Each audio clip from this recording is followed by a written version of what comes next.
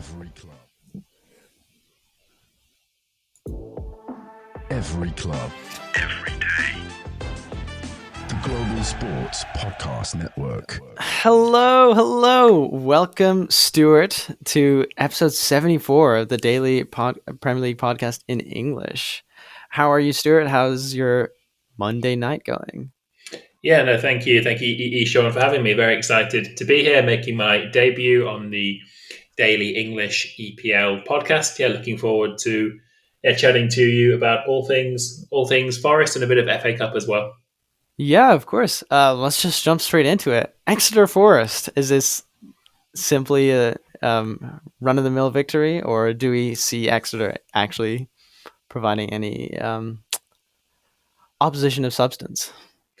It's an interesting one. I mean, for me, look, Forest are the highest ranked team left in the competition after Liverpool went out on Saturday against Plymouth. So, I mean, I would be disappointed if we don't win quite straightforward.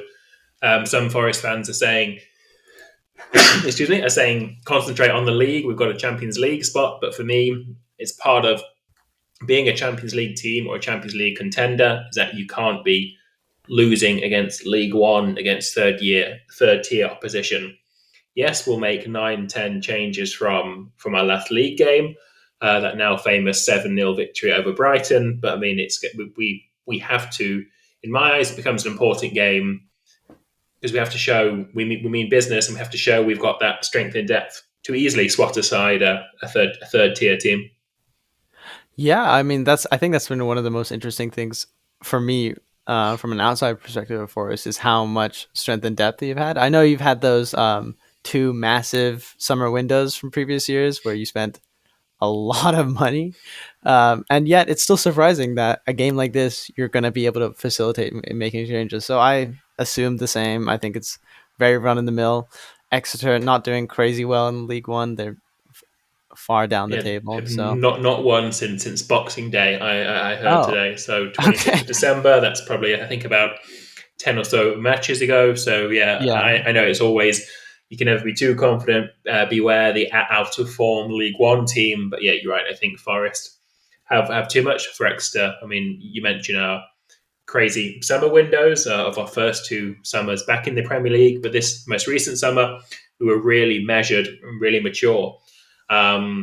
So we only signed really in the summer, I think, two players, and Elliot Anderson and Nikola Milenkovic, and they've really improved our 11, which is what you got to do if you sign so many players. I know there's been lots of jokes, perhaps from neutrals such as yourself, on how many there really were. But yeah, we've finally had that really calm and measured window. We've added to the 11. And as you say, some of those who are still hanging around from all the previous windows will come in tomorrow night as we record. Today, as you guys are listening to this, and we should really quite comfortably, I'd like to think, swat aside Exeter. Yeah. Not much more to say about that picture. I'm glad you're on the podcast, but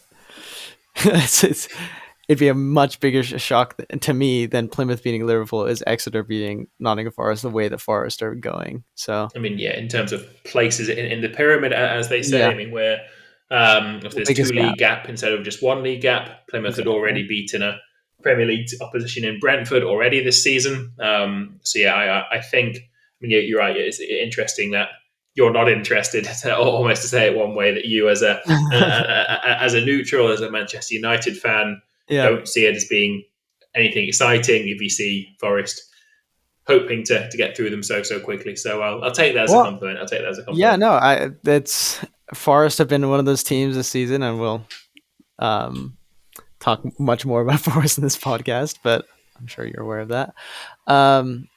They've just been so defensively solid every single game I've watched, and I love watching football, and I'm watching most of the games of the weekend. Just watching Forest dismantle teams in such class and ease. I think Milenkovic and Elliot Anderson, your two summer signings, have been some I think specific. Everyone's giving Milenkovic his plaudits, and rightfully so. But I love Elliot Anderson. I think he's a fantastic footballer, and I was moderately surprised that no one was after him, given that he was slightly out of favor in Newcastle. but he's Yeah, just we, slotted we, in we perfectly. really, really lucked out. I mean, it was a PSR signing, like they say. I Mm. mean, we managed to somehow ship our third choice keeper, Odysseus Kodomos, onto Newcastle, and we've got Elliot Anderson for just £15 million when you consider what we Absolutely made insane. them pay for Vlachodimos. So, steal of the century almost to get Elliot Anderson at that price. It's been strongly rumoured that Forest at the City Ground will host England for the first time in many, many years this summer for a friendly match against Wow. Senegal. And we strongly expect to see Elliot Anderson playing for England at the City Ground in that match. Yeah, he's making a case. I mean, we could touch a little on England and the fact that there's so many like budding young talents coming from so many of these teams. I think Bournemouth is another good example where you're taking like market value wise average players, and they're playing as such a cohesive unit, and the way that some of these players are playing, they're playing themselves into England contention, which is a good problem to have, of course. Yeah, really will be interesting to see who's in and Thomas Tuchel's thoughts. He has, of course, managed in England before. He's managed Chelsea. And yeah, I think he had. But if you look at some of the English players he had at Chelsea, we're talking Tammy Abraham, Mason Mount. They're going to be nowhere near the team, of Mm. course, unless he goes for a major surprise. So I think unlike Lee Carsley, who picked his favourites from the England under 21s, Thomas Tuchel's going to come in completely with an open mind, with an open book. And yeah, let's see where who is in his first squad, and I think there will be at least one Forest player. Morgan Gibbs-White ahead of Elliot Anderson, but it could well be both of them. Yeah, Morgan Gibbs-White, fantastic. Touch on Morgan Gibbs-White and Nuno's relationship. So I'm correct me if I'm wrong, but I'm pretty sure Nuno sold Morgan Gibbs-White to Forest. That Not correct? not quite. There's a bit of a gap. So Okay, Nuno didn't play Gibbs-White that much at Wolves, so we okay, loaned him out to Swansea and Sheffield United in the Championship. But when he gotcha, eventually left, it was Bruno Large, I think is the guy's name, if you gotcha, remember him gotcha. Yeah, I remember. at Wolves, Nuno's successor. But you're right, that was one of the first talking points when Nuno came in, just over a year or so ago now, that Gotcha. because Nuno had barely picked Gibbs White at Wolves, people thought that would be an issue with him coming in at Forest. But no, Nuno is a very professional, very realistic guy. And he straight away said in one of his first interviews, when I was at Wolves, I had this kid called Morgan Gibbs White. Now I have this man, Morgan Gibbs White. So he Mm. instantly realised that, yes, they hadn't gotten on, they hadn't had a good working relationship before, and he'd loaned him out or benched him. But he was smart enough to realise and humble enough to realise that Gibbs White had matured and that he deserved his place in the team, and he's going from strength to strength in the Garibaldi red. Love it, love it. A couple other points. Nuno, when he came in, what were your thoughts on his initial appointment and towards the back end of the last season when you were dealing with the points deduction? How did you feel about him then? Yeah, I mean, to be honest, when he first came in, so the talk was it was a straight fight between Nuno and Oliver Glasner, who ended up at Crystal Palace for the job, and I was disappointed we ended up with Nuno, just from reputations alone. Of course, Mm. Nuno, after failing at Spurs, he'd been off in Saudi, and he even as Oliver Glasner had, I think, won the Europa League and got Frankfurt and Wolfsburg in Germany to the Champions League. So I would definitely prefer Oliver Glasner. And then as the season progressed last year, Forest never got higher than 17th, whereas Palace bracketed to 12th, 10th, or whatever it was under Glasner. So it certainly did seem last season that although Nuno did just enough to keep us in, it was maybe not the exciting appointment that we would have liked, especially when directly comparing him to Oliver Glasner.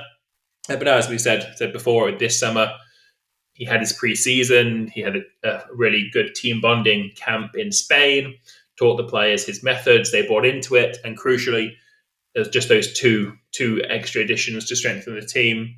And yeah, he's hit the ground running this season, and now completely in Nuno we trust. I said before that I'd expect 9-10 changes to be made for Exeter game.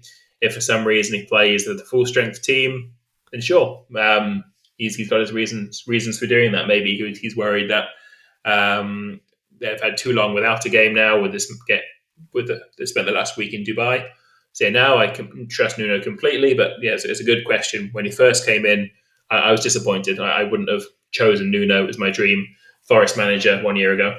Yeah, just like the Forest players in Dubai, we're going to take a little break right now. This podcast is part of the Global Sports Podcast Network, the only network bringing you exclusive daily news and views on your Premier League team, the Premier League, women's football, and fantasy football. A unique listening experience that puts fans first, bringing you the very latest breaking news from your team. Subscribe wherever you get your podcasts and make us your first listen every day. The Global Sports Podcast Network. Every club, every day. Just to touch on now Forest's amazing season so far, what was the result at the start of the season where you began to take notice a little more and take it to heart?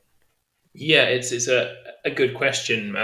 So the headline victory earlier in the season was the win at Anfield. Still the only team to beat Arne Slot at Anfield. Of But course. that result, I think it was the 6th game of the season. Maybe it was only the 5th. So that was, we weren't dreaming of the Champions League by beating Liverpool because we didn't yet know how good Arne Slot's team would be. And also because it was so early in the season, we could say that's just a fluke result. We got lucky. We beat Liverpool. Maybe Liverpool will lose next week or the week after. So we didn't know at the time how crucial that victory would be because we didn't know how good Liverpool were.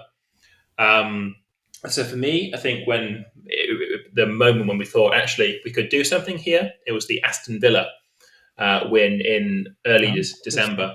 Because although we'd gotten as high as third a few weeks before, we then lost back-to-back against Arsenal and Man City. For some reason, Forest are the only team who've made Man City look good this year since their bad run started. But the important thing about the Aston Villa victory was that we came from behind to win. I think all of for Forest are well known for taking. I think Forest have scored first in 17 of the 24 matches this season, something like that. It might even be 18 or 19 of the 24. So Villa is the only game we've actually come from behind to win. And not only did that happen, but we went 1-0 down, equalised. That equaliser was ruled out to VAR. And then we came back again, finally got the equaliser in the 90th minute, and then won it in 90+4 or 90+5. That game was the late kickoff on the Saturday, because I believe I watched that the week after United lost to Forest. Feels and because I was just like preying on the Forest downfall, as you do as a bitter United fan. So when Duran scored in the second half, I was so sure that this is the moment they crumble.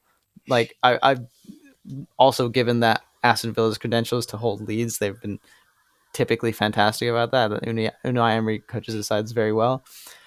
But when I was going into those last 10 minutes, you felt the wave of pressure, not just from the fans, but like through the Villa players, which I don't think happens very often. It was very interesting to see, like, especially after the disallowed equalizer. That's the exact like pop a balloon moment that. Definitely, yeah. Like exactly, like that it didn't pop the balloon is probably for me. That was the point when.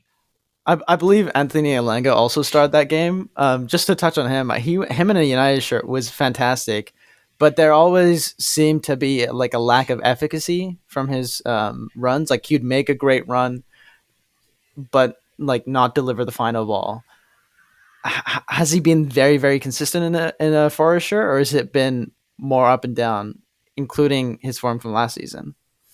Yeah, so if you include last season as a whole, so that's now a season and a half for him. He has been inconsistent. So when he came in, it was as a replacement for Brennan Johnson, who we just sold to Spurs, but ultimately a cheap replacement. We sold Brennan Johnson for £47 million, and Elanga cost only £15 million. I know it's not direct maths, but it's not to say Brennan Johnson is 3 times as good as Anthony Elanga, but you get the point. We didn't have such high expectations for him. We think about how much In the same summer, Cole Palmer, who played a similar number of Premier League games for Man City. Cole Palmer went for 14 million and Elanga 40, sorry. Elanga went for only 15. You kind of got the impression Man United had given up on him. There was nothing special there. So I think we thought he'd just be a squad player. But due to injuries and other things, he did play most of last season, but I think with only 3 or 4 goals and 7 assists. And those assists all came within a short space of time, December and January. So you're right, he was inconsistent. You can see the speed was there, but he hadn't quite got the consistent end product.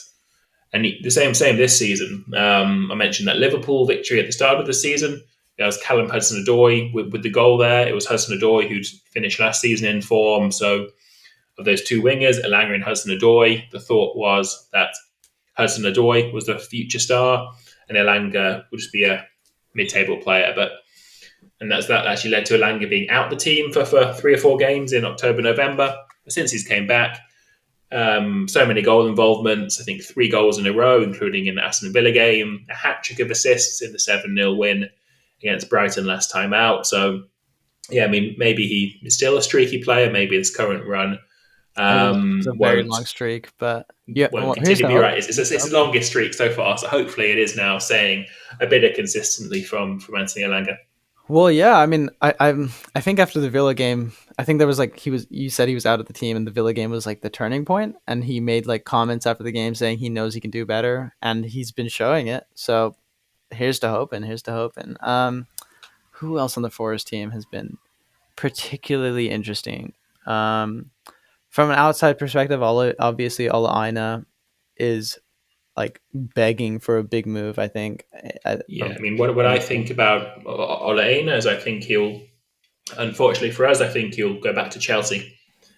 Because, of course, in European competitions, you have to, of course, have a certain number of players that are homegrown, that are club trained. And if Chelsea keep on selling their own academy graduates, the likes of Conor Gallagher, Trevor Chalobah, they've been trying to sell for a long time. Reece James is injury hit inconsistent. Maybe they'll cut the losses on him. So I think, unfortunately, Aina will return to Chelsea because they need to boost their homegrown quota for the European competitions. He lives in London, I believe, and he's just got better and better since he was at Chelsea as a young player on the fringes of Antonio Conte's title-winning team. So I fear that Aina will return to Chelsea this summer, unfortunately. Interesting. Did not know that he still lives in London. I've seen Elanga, Hudson-Odoi, and Aina have incredible like banter together. So yeah, perhaps Aina and Hudson-Odoi, they can commute together back to London. So interesting. Yeah, makes a lot of sense. Probably still have bucket loads of family in London from their youth days, both being at Chelsea. Let's see. Oh, this is a good question. Steve Cooper. How did we feel about his dismissal? Like, did we feel that it was justified, or because from an outside perspective, to me, it felt like there was so much love from the Forest fans, and that there was more outpourings of support than there were calling for heads. So it felt super out the blue, but yeah. No, so in our first season back in the Premier League, 22-23, the rumours in the press were that there were twice where the owners wanted to sack him. But because it was our first season back, the fans sort of protested and they kept him in a job, essentially. So there's once in October after a bad start to our time in the Premier League, and another time in April after we're in a bad losing streak, which he somehow managed to turn it around for. But no, so in that first season in the Premier League, he could do no wrong. It had been 23 years out the Premier League. So if we had got relegated that first season back, the fans would not have. He was getting almost no criticism on social media even. The fans appreciated the job he'd done in getting us up there in the first place, that they were willing to forgive the bad results, although he did eventually keep us up. That did change. So it was December of 2023 that he got fired, so December in our second season. So some fans turned on him 3 or 4 games in because we were still playing super defensive football in our second season in the Premier League. Others turned more slowly. But for me, I think the timing was right. you had to wait until it was over half the fan base wanting him gone. He'd always have a special place in the Forest fans' heart, even when he had that brief stint at Leicester this season. People don't hold it against him too much. But yeah, I think the timing halfway through the second season, it was clear that it was going to be, at best, another brief survival bid. And yeah, so I don't think, to put it one way, even if Cooper had kept us up last year, I don't think he had it in him to take us to that next level for challenging for Champions League this year. So yeah, we mentioned before, I was initially not sold on Nuno, but now I can see there's quite a few things why you can see that Nuno was, after all that, an upgrade on Steve Cooper, as much as we will always thank Cooper for the memories of the promotion season. Yeah, breaking into the top half of the Premier League table is one of the hardest things that a lower level championship side can come up to the Premier League and do. We saw it last year with Vincent Kompany trying. He's still a relatively top level manager, but Burnley wanted to play football the right way and couldn't even muster an effort outside of the relegation zone. So it's an admiration to the Forest journey that you guys are in the very solidly third place, second place, and looking up at the table, not looking down. We're going to take a quick break now, and we'll discuss the FA Cup round of 16 when we come back. Here at the Global Sports Podcast Network, we spent a lot of time selecting our delivery platform. Zencastr came out as the clear winner. With 4K video recording from your phone and AI editing that automatically removes all those ums and ahs, it's super easy to start a podcast that sounds great and is delivered efficiently. If you're ready to tell your story, check out the link in the description to learn more about Zencastr. All right, let's start with the potential Forest fixture, which is Forest versus Ipswich Town if they beat Exeter. Thoughts on Ipswich and if they'll provide much opposition to top of the table Forest? Yeah, I mean, so when Forest played Ipswich at home in the league, I mean, it was a close game. It was only 1-0. Ipswich had quite a bit about them.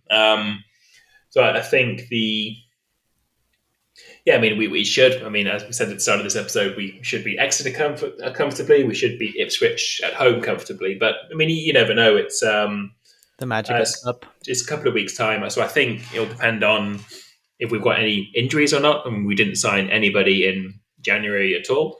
We spoke earlier that Forest have been more measured and more sensible in the transfer windows, but we have also been very lucky with injuries this season. So I think we shouldn't make 11 changes against Ipswich. That should be the kind of game where maybe you swap in your keeper, rotate one or two players, but ultimately you need to play a strong team. Ipswich are still in the Premier League, but still a decent team, definitely a tougher test than Exeter.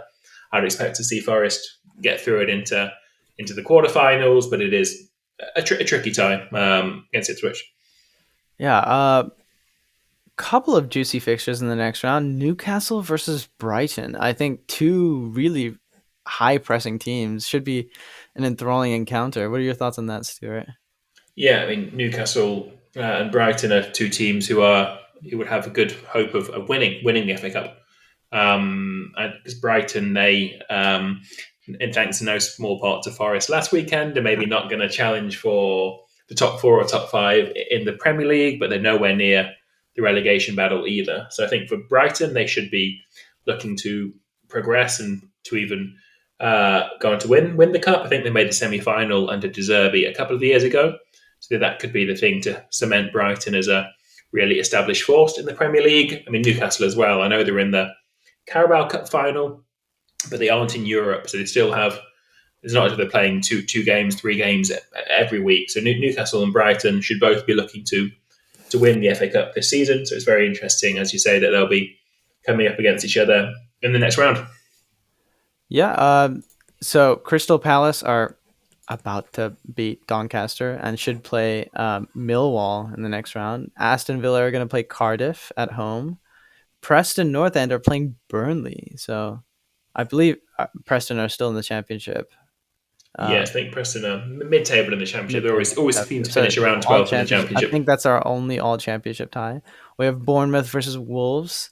Man City are going to be faced with Plymouth, who have knocked out 2 Premier League oppositions. Let's hope they make it 3 from a United perspective. I mean, it could be. It could be. You never know. You Yeah. never know. Especially this season, City have just crumbled under every instance of pressure, which is the least City thing over the last 10 years. I think it's what City have been accused of before the Aguero moment. I remember so many times that City faltered. I think there was a 2010 or 11. There was a fourth place playoff with City and Spurs, and City lost 1-0 at home to a decent Spurs team, but that was the mindset back then. Before they became elite, it was City-itis, as it was called, that they always messed it up. So they seem to have caught a case of City-itis this year. Definitely Plymouth will be up for it. Plymouth will be up for it, definitely.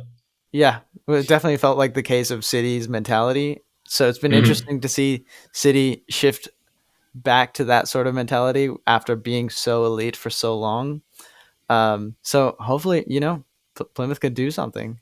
I said it in the last round with Liverpool. It's going to be a much changed 11. And when you have belief and all 11 players are working behind the ball, you can shut up shop even against the best of teams. Yeah, I mean, if we have to assume if City that we have really want to be focusing on the Champions League only, Man City, to save their season. I mean, let's be honest. This is a bad City season, regardless, and winning the FA Cup won't make this a good season for City. So I don't think they'll put in too strong a team against Plymouth. They'll be resting players ahead of the Champions League, assuming they've even stayed in against Real Madrid. So yeah, I think Plymouth definitely have a chance of springing a surprise at the Etihad. Yeah. Quick touch to end the episode. Great players that are now managing clubs. I can think of a few and a couple of great ones. I don't think I've ever seen an attacker like Ruud van Nistelrooy. He came to with Leicester to United this weekend. Go on to be an amazing manager. It seems that they always come from center back or midfield because those are the players that scan the whole pitch. If you look at the stereotype, you do think of the best managers having been either not really much of a player at all, like Rafa Benitez, Jose Mourinho, players like that, or those who have played in defensive roles like Pep Guardiola, or like I think Jurgen Klopp was a centre back as well. So players who, you're right, Xabi Alonso, of course, being a key example, someone who's played in a defensive role, in a central role, and they've seen the whole pitch and they've had time to work things out. So yeah, I think so let's link everything together. We've mentioned Plymouth. Wayne Rooney was, unfortunately, he's not going to manage again, is he? He's been pretty poor in all of his jobs.